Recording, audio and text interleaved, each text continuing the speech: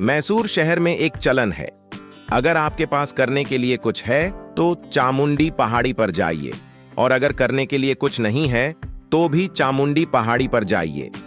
अगर आप किसी से प्यार करते हैं तो चामुंडी पहाड़ी पर जाइए, और अगर प्यार में आपका दिल टूट गया है फिर तो चामुंडी पहाड़ी पर जाना ही है।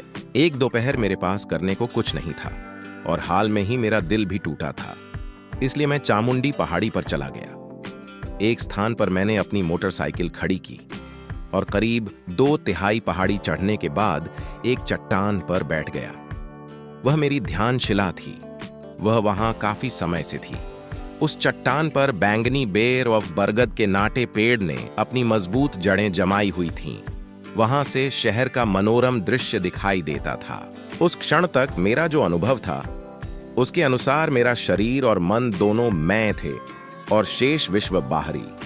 लेकिन अचानक मुझे भान नहीं रहा था कि मैं क्या था और क्या नहीं।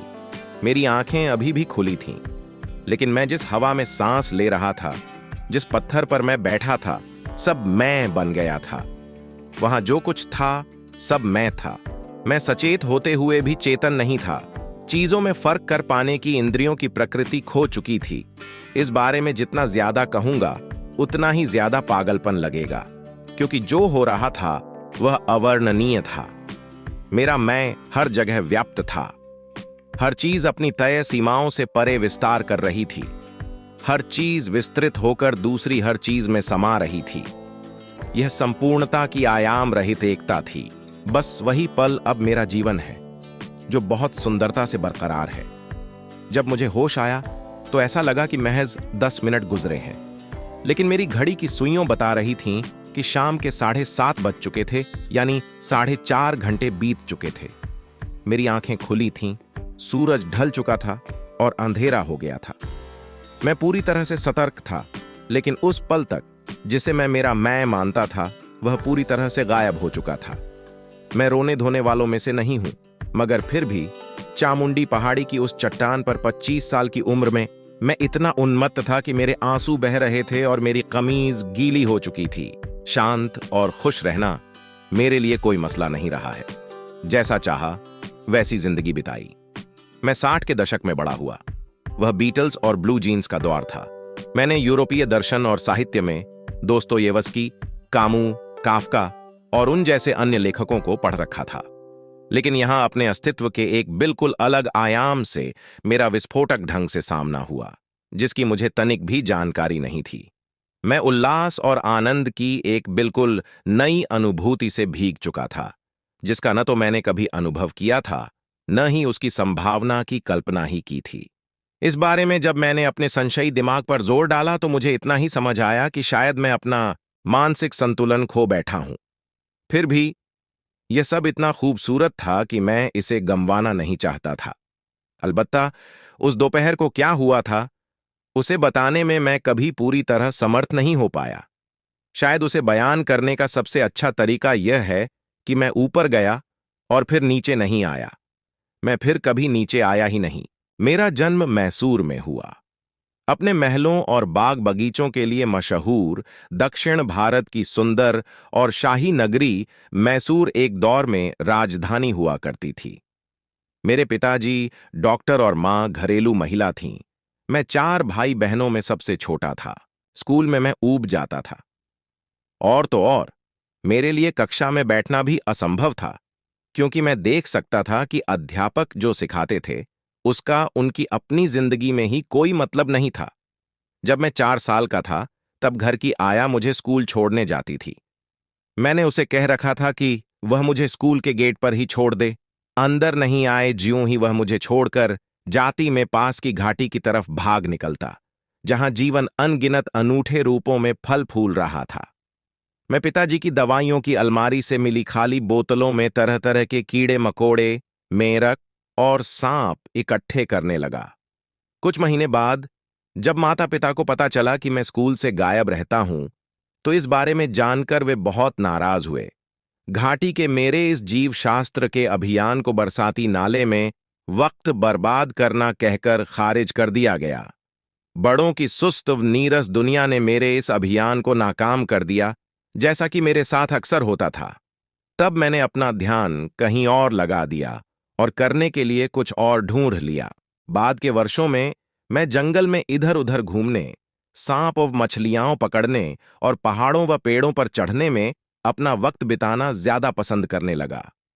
लंच बॉक्स और पानी की बोतल के साथ अक्सर मैं पेड़ की सबसे ऊंची डाल पर चढ़ जाता था।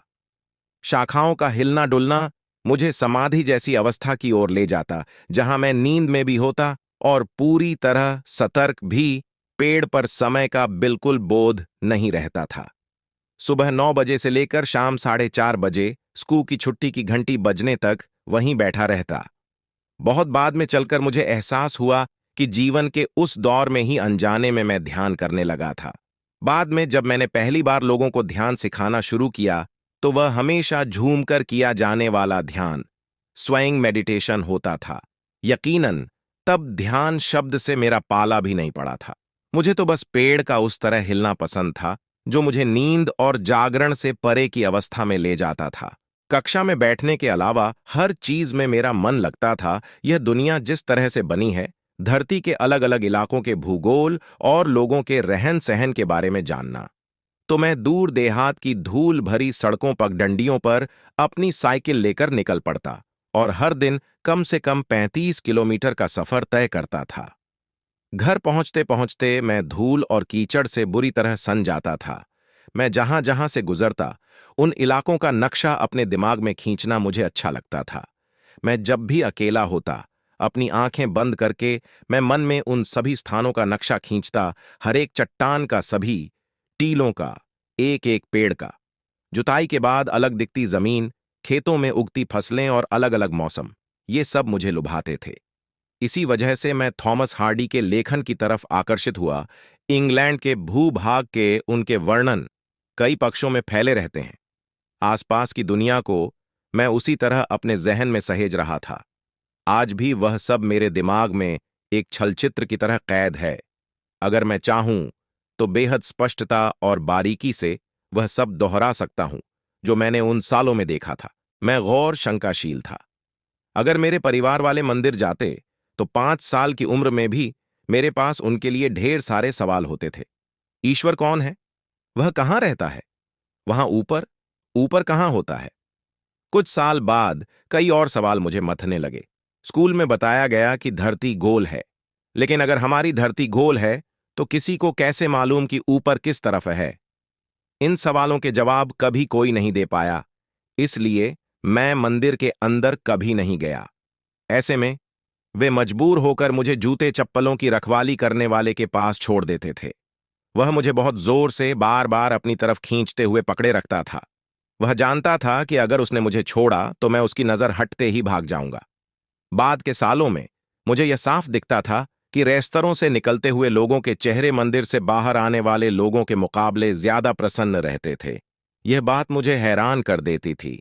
हालांकि मैं शंकाशील था, लेकिन इसको मैंने अपनी पहचान नहीं बनाया। हर चीज को लेकर मेरे पास ढेरों सवाल होते थे, लेकिन कभी किसी निर्णय पर पहुंचने की जरूरत महसूस नहीं हुई। दरअसल मुझे काफी जल्दी यह एहसास हो गया था कि मैं किसी भी चीज के बारे में कुछ नहीं जानता। इसका नतीजा यह हुआ कि मैं अपने आसपास की हर चीज पर बहुत ज्यादा ध्यान देने लगा। अगर कोई मुझे एक गिलास पानी देता तो मैं गिलास को लगातार घूरता रहता। अगर मैं एक पत्ती उठाता तो उसको भी लगातार देखता। पूरी रात मैं अंधेरे को पूरता रहता था।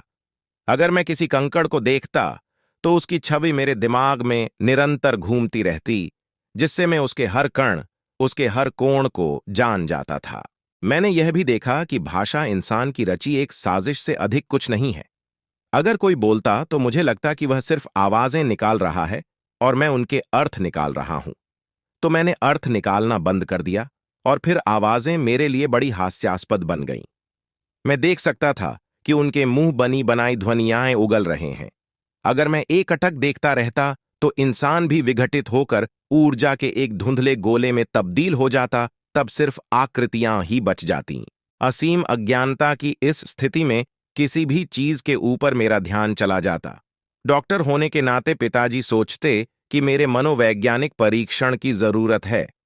वे कहते, यह लड़का हर वक्त किसी न किसी चीज को बिना पलक झपकाए घूरता रहता है। लगता है पागल हो गया है। मुझे यह हमेशा से अजीब लगता है कि दुनिया इस बात को नहीं समझती कि मैं कुछ नहीं जानता, कि अवस्था कितनी गहन है।